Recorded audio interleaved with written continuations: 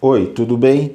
Nesse vídeo eu quero passar para você algumas dicas de como você deve fazer para você se dar bem na prova. Você sabe realmente estudar para fazer uma prova?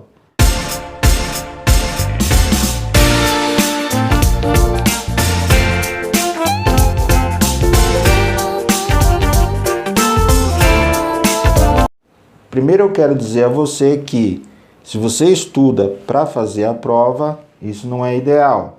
Mas também não tem nada errado com isso. Eu conheço alunos, na realidade eu tenho alunos, que ele consegue assimilar, ou seja, aprender realmente quando ele está estudando para a prova.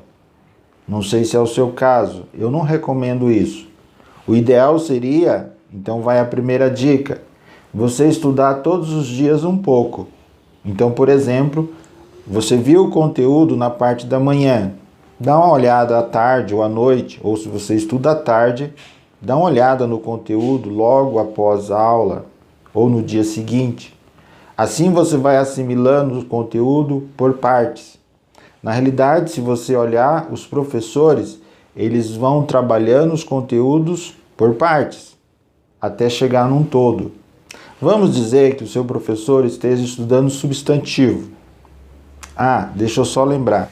Esse vídeo e o nosso canal é direcionado aos alunos das séries iniciais ou dos anos iniciais. Por isso que nossos exemplos são sempre focados nos conteúdos dos alunos dessas séries ou desses anos. Mas voltando, vamos dizer que o seu professor vai estudar substantivo, ou seja, aquelas palavras que dão nome aos seres, objetos, lugares. Ele não vai passar todos os substantivos no mesmo dia, na mesma aula. Ele vai por partes. Então isso quer dizer que se você vai estudar substantivo, é interessante que você reveja todos os dias o conteúdo que o professor passou em sala de aula.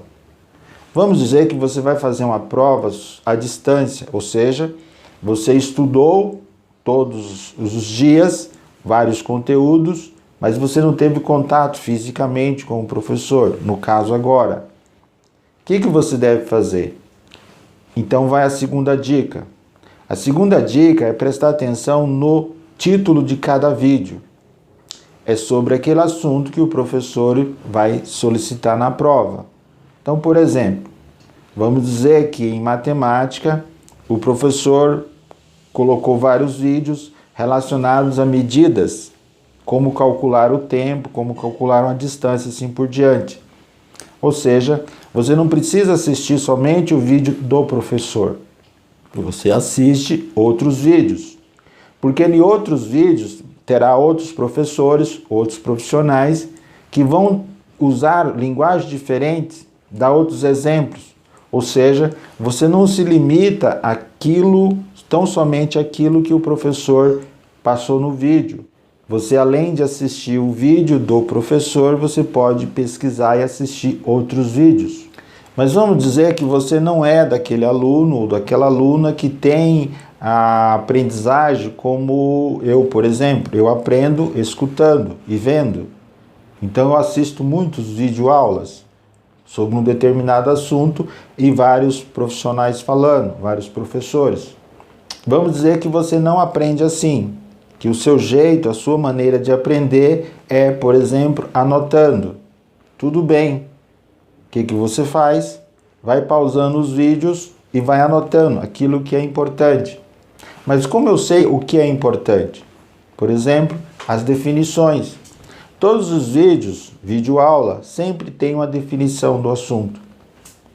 Quando aparecer no vídeo, isso quer dizer, é uma definição. Olha também que sempre nos vídeos os professores dão na ideia principal, além do título, a ideia principal. Outra dica que eu quero dizer para você é, o seu conhecimento, ele é como se fosse uma escada. Cada vez mais ele vai ampliando. Ou seja, aquilo que você aprendeu nas séries anteriores, nos anos anteriores, ele vai agora somar com aquilo que você está aprendendo. Então, de repente, aquilo que o professor está falando não tem muito sentido para você agora. Mas conforme o tempo vai passando, aquilo que foi estudado tem um sentido. Então é importante que você, além de ouvir aquilo que o professor está falando nos vídeos ou na sua aula, você também tenta encontrar o sentido daquilo que ele está falando, ou o que nós chamamos de aplicabilidade. Você tem que procurar usar a aplicabilidade, ou onde aquilo que o professor está ensinando você pode aplicar no seu dia a dia. Por exemplo, voltando àquele exemplo de substantivo próprio. Onde você usa isso? Onde você usa esse conhecimento? Eu vou então repetir as dicas que eu passei aqui nesse vídeo. Primeiro, é que você não deve estudar somente para a prova. Mas se você fizer isso, tudo bem, não vejo nada de mal. Eu acho que não é uma boa ideia.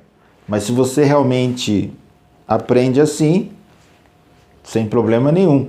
Na realidade, eu conheço alunos que aprendem assim. A segunda dica, procure estudar por partes, todos os dias um pouquinho. Estuda o conteúdo cada dia. Se você, por exemplo, está estudando à distância, se você vai ter uma prova e a prova é relacionada aos vídeos que você estudou, o que eu sugiro é que você reveja todos os vídeos do seu professor, mas além disso, você reveja, ou você assiste, ou você estuda outros vídeos, outros profissionais trabalhando o mesmo assunto. E, por fim, procure ver a aplicabilidade daquilo que você está estudando. Ou seja, pegue o conteúdo que está sendo trabalhado e veja onde você pode aplicar aquele conteúdo. Assim, você consegue, na hora que você estiver fazendo a sua prova, a sua avaliação, você vai ter mais facilidade, porque você vai lembrar da resposta e saber aonde você pode aplicar aquela resposta. Ou seja, seguindo essas dicas, são simples, mas você vai ter um sucesso na sua avaliação. Não se preocupe muito.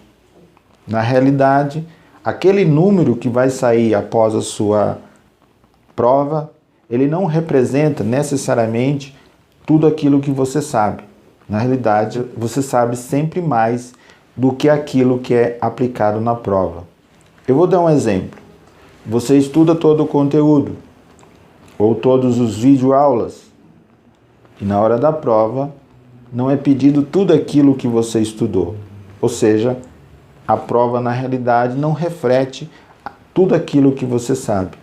Na realidade, é difícil medir tudo aquilo que você sabe. Ou seja, independente do resultado, estude para a vida e não para a prova. Forte abraço, fica com Deus.